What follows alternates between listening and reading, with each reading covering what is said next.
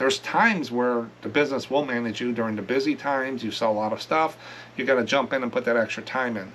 But if you're doing that 90% of the time and can't get away, you can't get away from your desk, and that's all you think about, then the business is running you.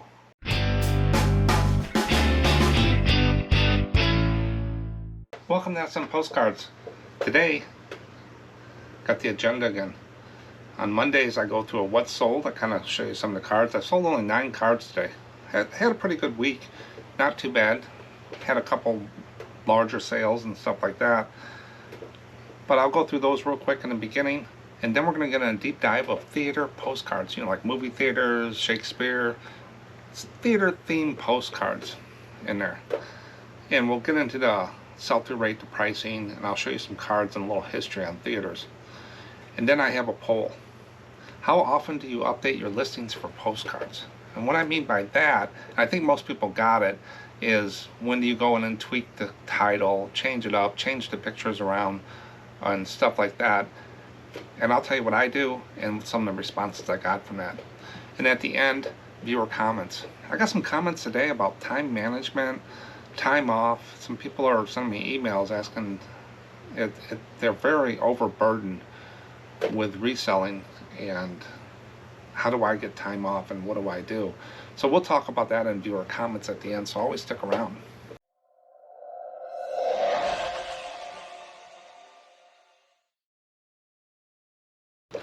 Let's go ahead and get started on what's sold.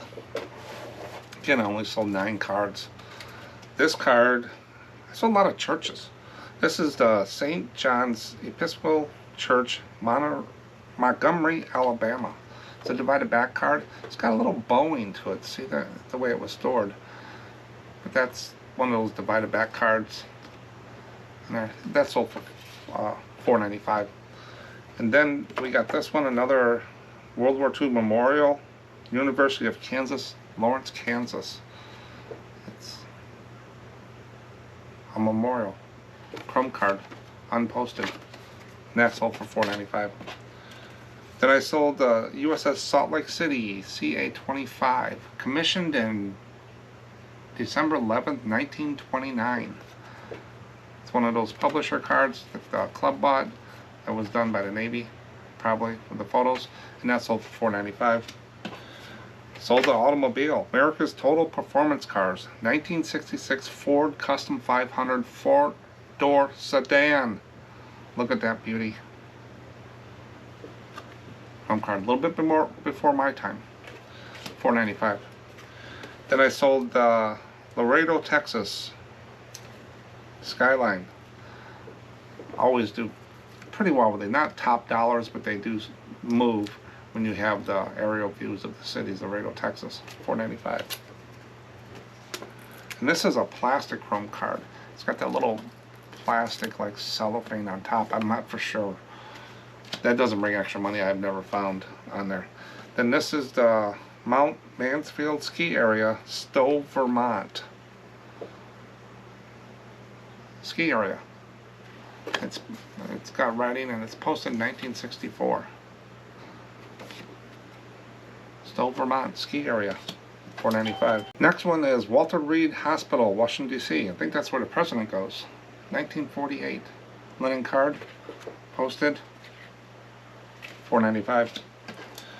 Next one is a ship photo. It's one of the photos, and I sold for $8.75. This is Dorinsky, I think, or Iskany, CVA 34, around the 1960s is what it said. So that's a photo of it right there. And how I knew that, it's got all the information right on the back. Somebody cataloged these. That was $8.75. And then I just got a view picture of a road. Greetings from Hopewell, New Jersey. Look at that card. $4.95. $5 for that. Nice fall colors and stuff. Those little greeting cards, I do sell them and they go through. But I sold 9 cards. Total price $53.36. And if I take $53.36 divided by 9, I got a $5.93 average sale price for those cards. Won't take long to pack those up, get them over to the post office. This morning, since I'm doing a video, I usually go over to the post office. I got to check my P.O. box anyway. I check that 3 or 4 times a week just to make sure I get any returns or anything come in there, and I keep it clean. That's what's so.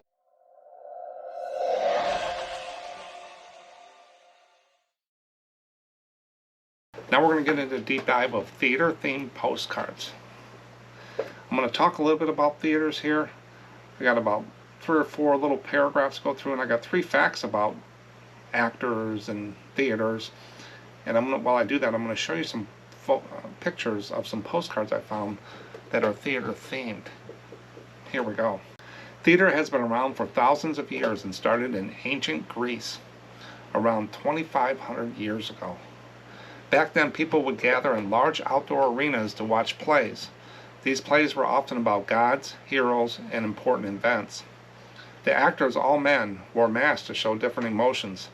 Some plays were tragedies, which were serious and sad, while others were comedies, which were funny and lighthearted. In the Middle Ages, theater changed a lot. It moved from being about gods to stories from the Bible. These plays were performed in town squares or even on wagons, traveling from place to place. The performers were part of religious groups, and the plays helped teach people about Christianity. Later, theater became more about regular people and their lives, not just religious stories. By the 16th century, theater was booming, especially in England, with writers like William Shakespeare. His plays like Romeo and Juliet and Hamlet became very popular and are still performed today. Theaters became permanent buildings, and people from all walks of life came to watch. Theaters continue to evolve with new styles, stories, and technology, shaping the way we watch performances today. Theater postcards became popular in the late 1800s and early 1900s.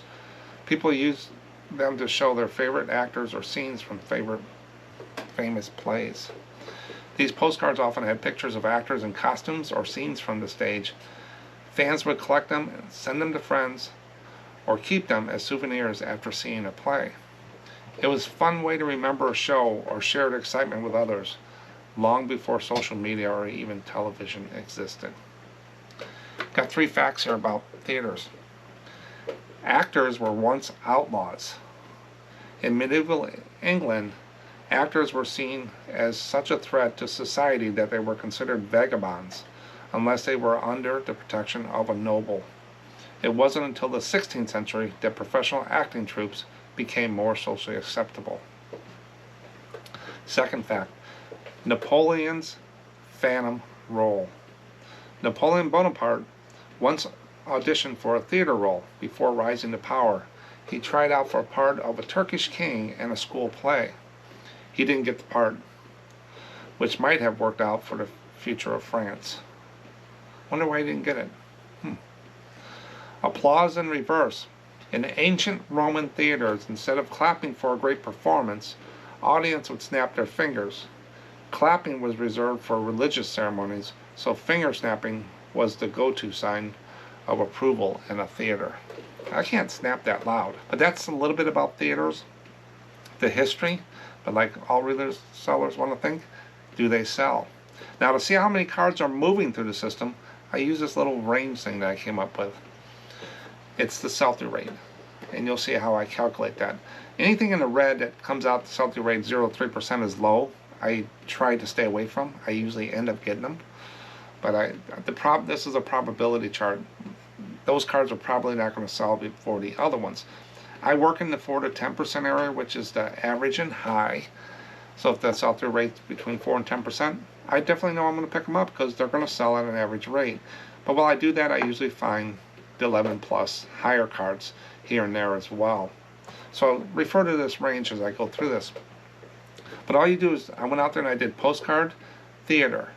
That's all I put in the search. I look for 90 days. I'm not looking to get to the last card. I'm just looking to see if it falls in the green or the red I don't want.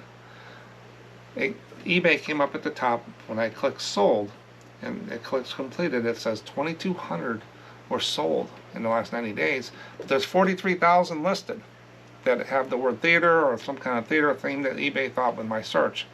You times that number by 100 and you come up with a percent, you round up or down and you get 5%. If you look at the chart, that's right in the middle of the average. So theater postcards basically overall are average cards. You will have outliers, the real photos and the high ones. This is majority, it's going to be 5% sell-through rate. And that, to me, in my range, that's an average card. So yeah, I'll pick them up. That's sell-through rate. You know, you got to buy things that sell, and this helps me with some data and what my experience is, what's going to sell. But you got to take that 5% and see if it's really in the ballpark. So I went out and got 3 other things. So Postcard Theaters at 5%. Playhouse, I've heard that term before for theaters. Playhouse, it's only 61 and 9,200 listed. It's a 1% sell-through rate. Don't use the word playhouse. Use theater. Then you got Opera House, comes in at 3%, and an auditorium is 3%. So these, you know, theaters and stuff like that, I would say they're average cards. I do pick them up. The probability of them selling real quick is not real high. So if I see a box or a bunch of them, I'm not going to pay a lot of money for them because they're going to sit, and I'm not going to get my return as fast as I would want to. So don't pay a lot for them. Now the real photos and stuff like that, different niche. That's not it, you know, it's part of it, but those are outliers. I'm just talking about average cards. So if the sell-through rate is average, I do pick them up. It is in the green, some are in the red, but you're going to be running on the lower end, so don't pay a lot for them. Then you get into pricing. I got 8 of them here. I'm going from high to low to show you the spread on postcards. If you're trying to compete just by price and not your services and other things, it's an uphill battle. 11 to 12 million postcards out on eBay, and the prices go, as you're going to see, from $100 down to $4. 99 cents. A lot of people throw these up for 99 cents. They'll burn out over time because it's just a lot of work for a little bit of money and stuff like that. But let's take a look at the first one.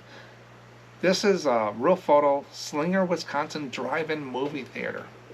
I have on my list for 2025 to go and do a video on drive-ins.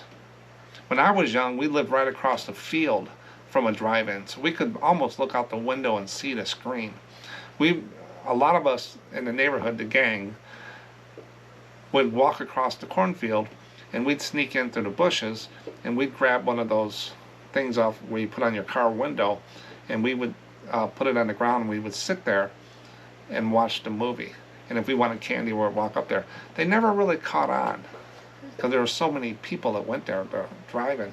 I think there's a couple still around the area, but that was our big thing. When we did start driving, we would go in there. It was like $2 a person to get in, and it was a big screen. They had a playground up front for kids can go up and do things. The screen is still there at the Starlight Theater where I grew up, but all the grounds is used for the city now, where they put all the trees and the brush and the leaves and stuff out there, and they burn out there. But drive-ins are pretty cool. This one sold for $136 for a drive-in. If you get a drive-in postcard, pick it up for a good price. I mean, don't pay hundreds of dollars for it, because I think they found their time. But I don't see many of them out there. And here's one, vintage 1915 postcard, Danville, Illinois, which is south of me about 2-3 hours. New Fisher Lyric Theaters, old car. That's a little bit of keyboard stuffing in there. You're selling the theater, not the old car. It's the theater. So your conversion rate is, I always go after the subject of the card. This sold for best offer at $49.99, best offer, probably took $45, $40 for it. That's not too bad for that. It looks like a divided back card, and they got $4 for shipping that thing too. I don't see a car in there. Oh, I see a little car in there. But some of these just surprise you. The next one was Adventures of Don Juan Movie, Waikiki Movie Theater, Honolulu. That's pretty cool. It's a Hawaii movie theater. Don Juan, 3706. It was auctioned with 5 bids. That's not too bad, $37.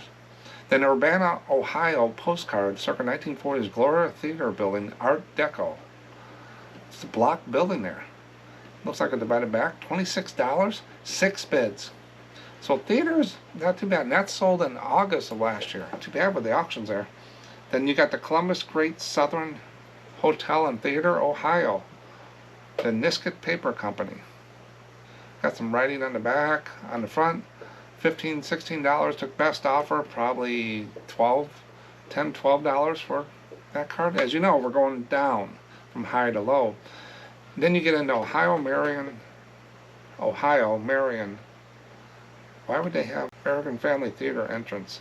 See, it just doesn't read to me. It's not easy. 1911 p.m. Wyant Publishing, number 1, 2.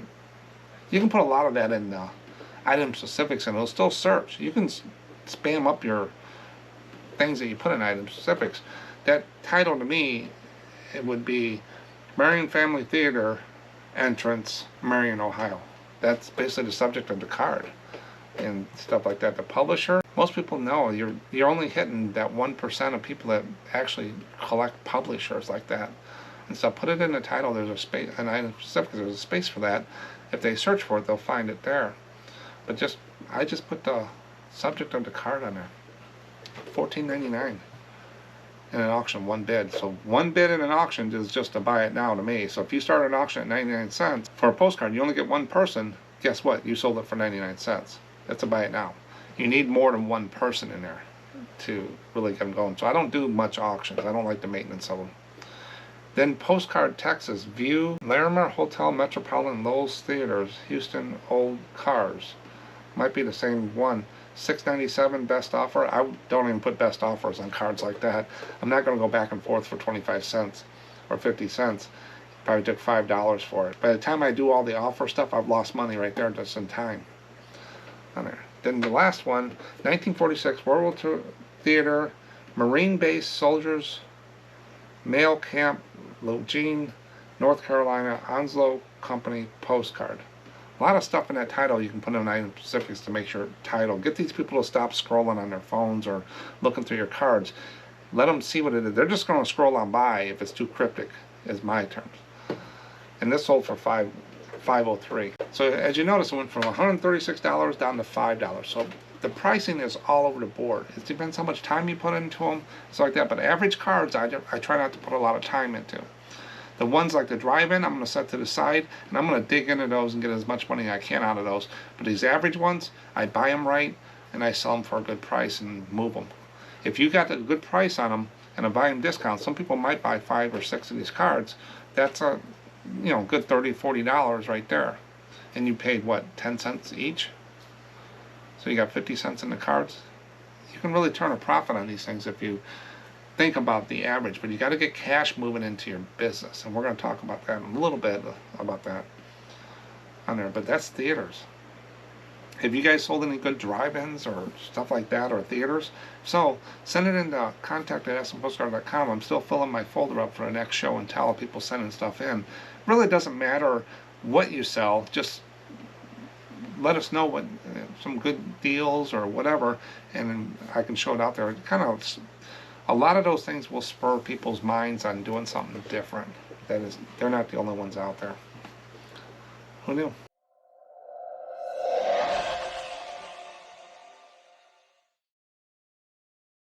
Now we're going to get into the poll. I sent out a poll on Saturdays.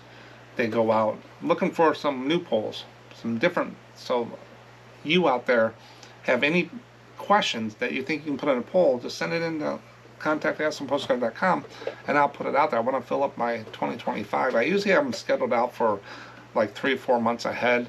And I write it down when everything pops in my head. I'll write it down real quick because I'll forget. And then I'll go through and I'll create the poll. But if you send me the question and maybe some answers you want, I might reword it a little bit to make it flow. But I'm just looking, not just me putting it out there, putting it for everybody else. But this one was, how often do you update your eBay listings for postcards? That's tweaking your titles, prices, or doing something different and saving it. The highest ones, monthly or less frequently, 42%. Daily was 23%. Other was 26%, and then weekly 9%. So people are going in there touching the thing. Do you think I go in and look at 57,000 cards and tweak all these things up? Nope. I list it, it's out there. That's it. It's in the box, waiting to sell. It might take a year or two, 6 months, a month, day, depends what it is. I don't do end and relist, end and sell similar, and all that stuff. I don't want to spend my time doing all that stuff. It's not going to take you from 5 cards to 50 cards consistently. You'll get a little bump because you're putting all new stuff up there and stuff like that. But that's not how I want to build my business and keep a consistent. I want to sell it organically where this thing's on autopilot. So do I have the right price? Do I have the right stuff in there? Sure, I got cards sitting there. I paid pennies for these cards, a lot of them. So there's not a lot of cost over time. Then I got some comments. I got 4 people commented on this. Dr. Chris, Fossil Forward Find, says, I list 30 or more a day on average. If your poll is how often I edit postcards I've already listed, almost never. So he's right with me on that. I may clean up some of the first listings if I see them in my feed, but I don't go looking for them to edit. Yeah, I just look forward. I don't look in the rearview mirror. I just move forward on there and stuff like that. Thanks, Chris. Then Kevin, the postcard guy, he lists a dozen or so new items daily, 7 days a week. I also tweak some old listings and send offers daily as well. So that's what he does. Thanks, Kevin. Then Mailbox Memories with Ashley. About every 10 days, I create and schedule listings to go live each in the upcoming 10 days or so. I use that since it's free now.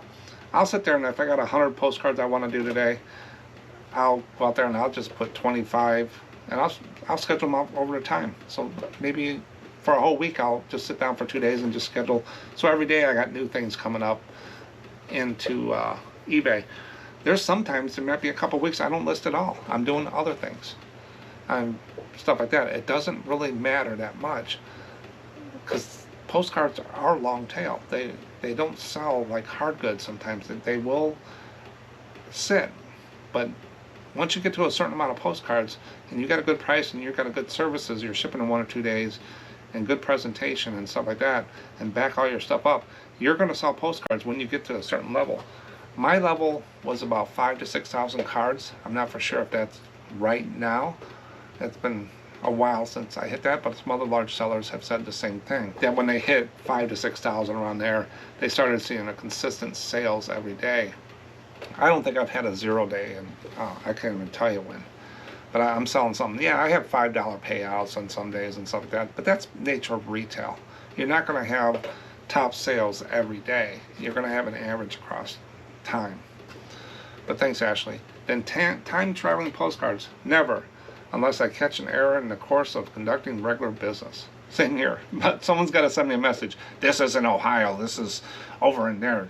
You don't know what you're doing. Those people just need to go home. Now, if they come in and say, hey, I just saw this in there. I think you got this wrong.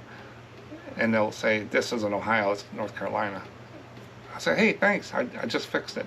So don't get upset when someone finds something wrong with your thing, because their saved searches probably popped up and they went and looked at it and that's not the card they're looking for. But some people lose tact and they just pile drive you and stuff. I haven't had one of those in a while, but most of the time I just thank the people for doing that.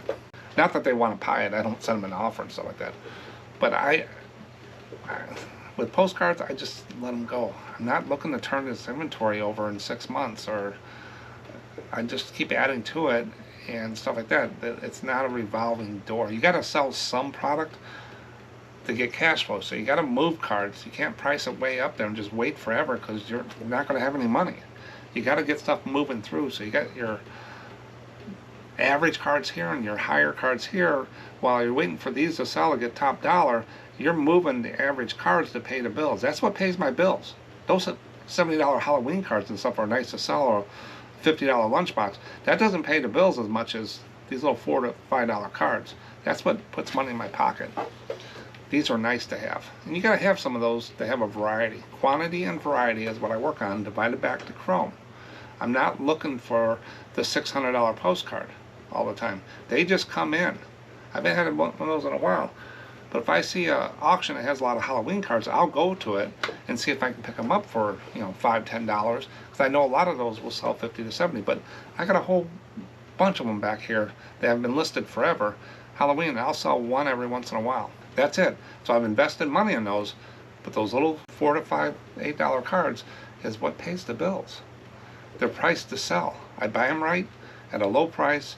I keep my expenses down so I don't have to put them up for $12, which everybody else out there is at 99 cents, $3. I can sell them cheaper. That's the poll.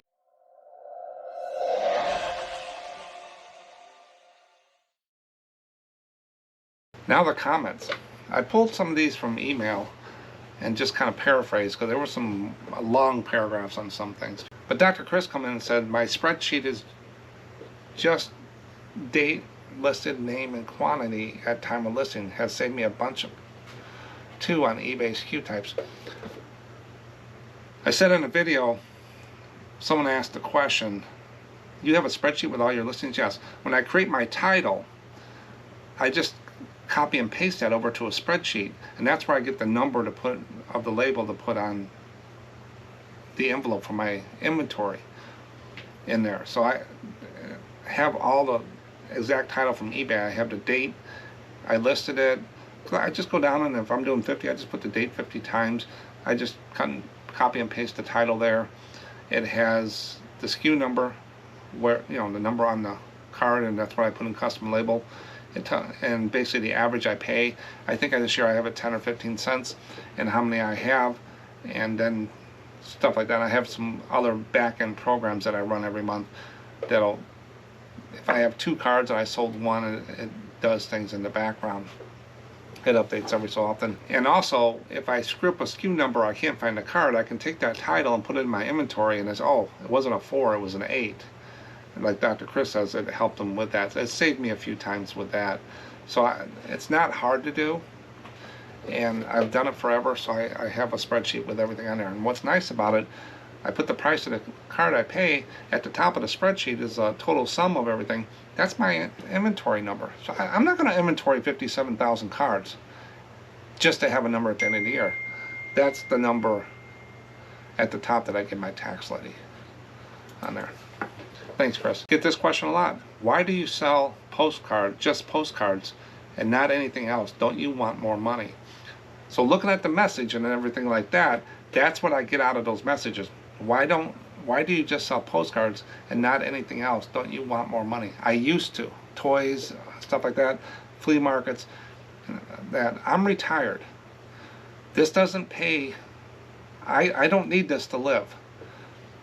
My whole life was based off a career with large companies and stuff like that, my own company and the whole works. I don't need this to live. I'm in a different part. Some people do this full time because they lost their job during the pandemic, or they just don't want to work for people anymore, and this is what they do to make a living, or their spouse is out working, bringing a check in, and they're home with the kids and they're doing this side thing.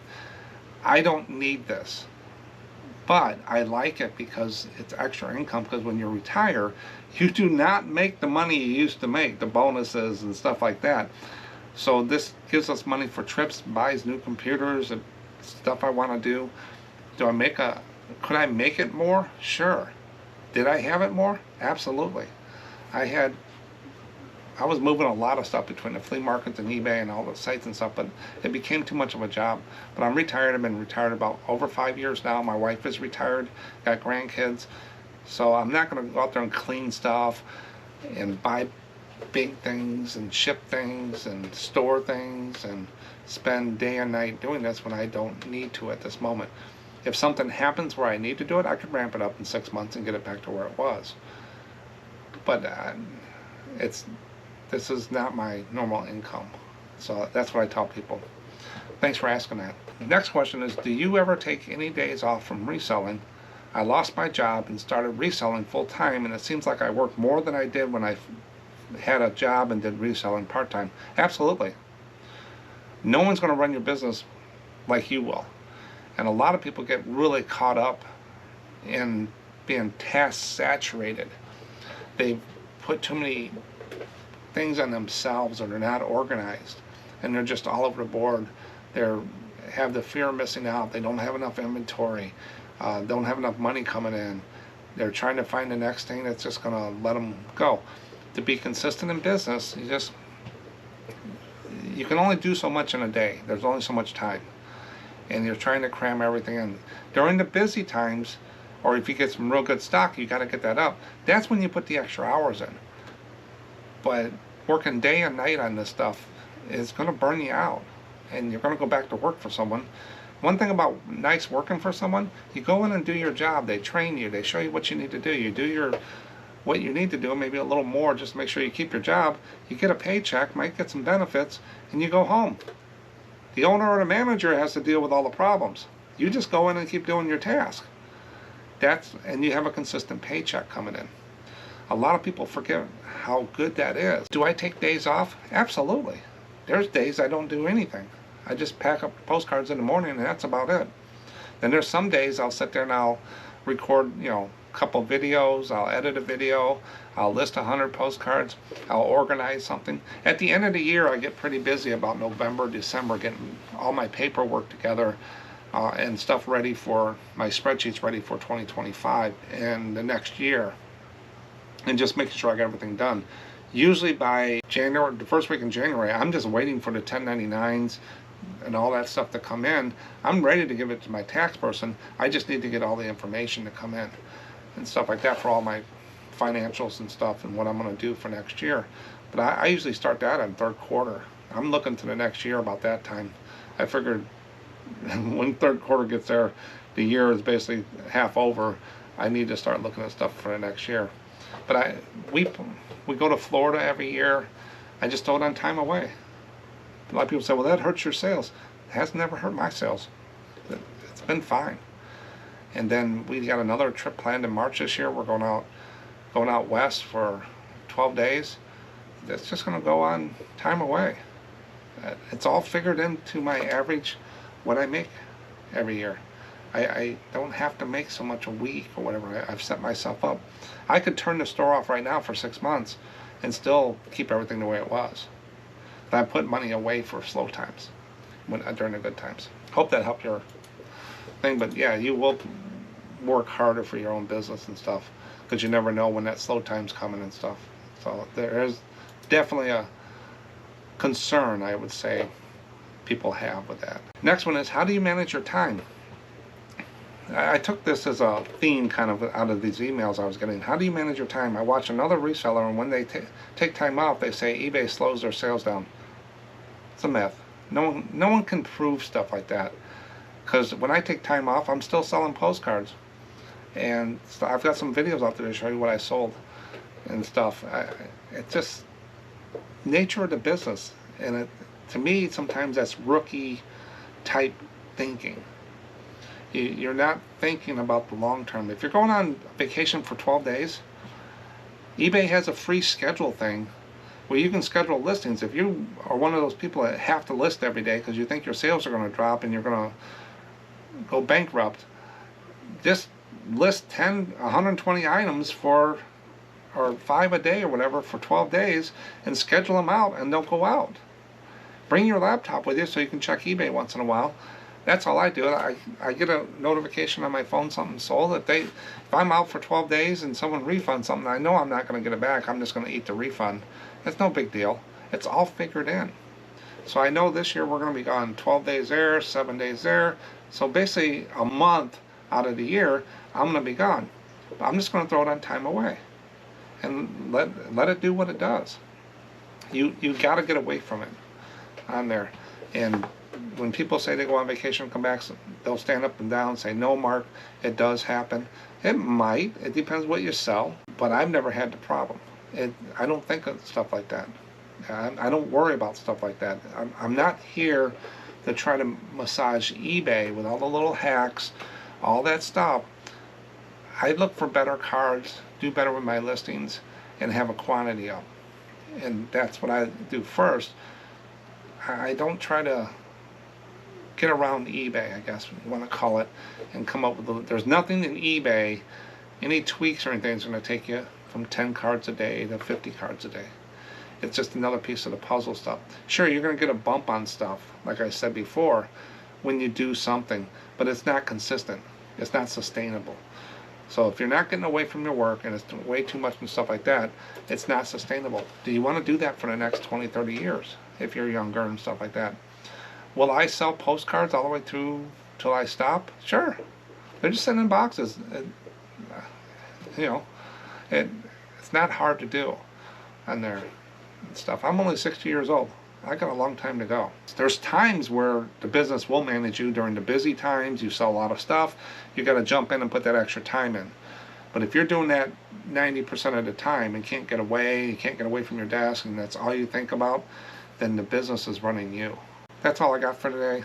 Check out those theater postcards. Send those drive-in postcards in. So for show and tell, I'd love to see those. I'm gonna put that video together this year and see how that does. Sometimes when I come up with ideas for videos of postcard things, I go out there. There's not enough to do a video on. 5 listed, 10 sold. It's a great subject and everything. There's just not enough out there. But drive-ins, I think we'll have to check that. Thanks for watching. I'll catch you in the next one. Bye.